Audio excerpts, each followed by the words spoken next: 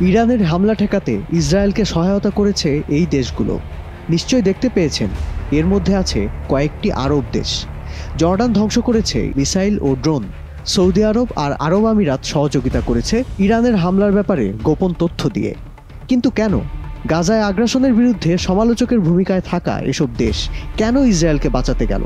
জানার চেষ্টা করা যাক নানা দৃষ্টিভঙ্গির বিচারে। ইরানের হামলার সময় ইসরায়েলের মিত্র দেশগুলোর জন্য নিজেদের আকাশসীমা খুলে দিয়েছিল জর্ডান। নিজেরাও সরাসরি অংশ নিয়েছে ড্রোন ও মিসাইল ধ্বংস করায়।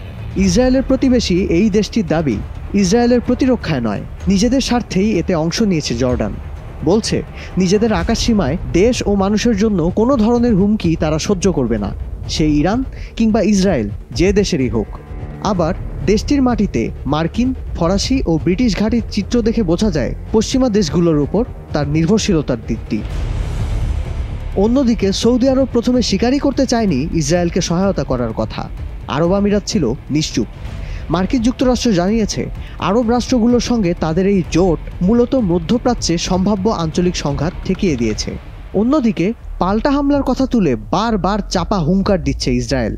বিশেষজ্ঞরা বলছেন সংঘাতে ইসরায়েলের পক্ষে অবস্থান নিয়ে সম্ভবত নিজের পায়ে কুড়াল মেরেছে আরব দেশগুলো। এবার ইসরায়েল পাল্টা হামলা চালালে তারা একইভাবে আঞ্চলিক সংঘাত ঠেকায় কিনা তা প্রমাণ করে দেবে অনেক কিছুই। সুন্নি প্রধান এই তিনটি দেশ শিয়া প্রধান ইরানের বিপক্ষে দাঁড়ানোয় জটিল এই পরিস্থিতি ধর্মীয় দিকেও গড়ায় কিনা তা নিয়েও উঠছে আশঙ্কা। এদিকে ফিলিস্তিনের গাজায় ইসরায়েলের হামলায় 7 ত্রাণকর্মী নিহত হওয়ার পর কিছুটা হলেও চাপে পড়েছিলেন ইসরায়েলি প্রধানমন্ত্রী নেতানিয়াহু। ইসরায়েলকে অস্ত্র সরবরাহে শর্ত দেবে যুক্তরাষ্ট্র, এমন সম্ভাবনাও তৈরি হয়েছিল। নিজ দেশেও উগ্র জাতীয়তাবাদীদের চাপের মধ্যে ছিলেন নেতানিয়াহু, যারা গাজায় অবৈধ ইহুদি বসতি স্থাপনের সুযোগ চান। যদিও ইসরায়েল ইরানি দূতাবাসে হামলার কথা স্বীকার করেনি, তবে এই হামলায় আন্তর্জাতিক নিষেধাজ্ঞা লঙ্ঘন হয়েছে। এদিকে যুক্তরাষ্ট্রসহ মিত্র দেশগুলোর অনুরোধও একেবারেই পাত্তা না দিয়ে গাজায় আগ্রাসন আর হত্যা চালিয়ে যাচ্ছে ইসরায়েল।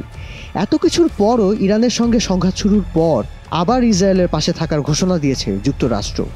নেতানিয়াহু কি তাহলে কিছুটা হলেও দম নেওয়ার সুযোগ পেলেন? চিরাচরিত মারকুটে স্বভাবের বদলে এবার কি একটু ভিন্ন পথে হাঁটবে ইসরায়েল?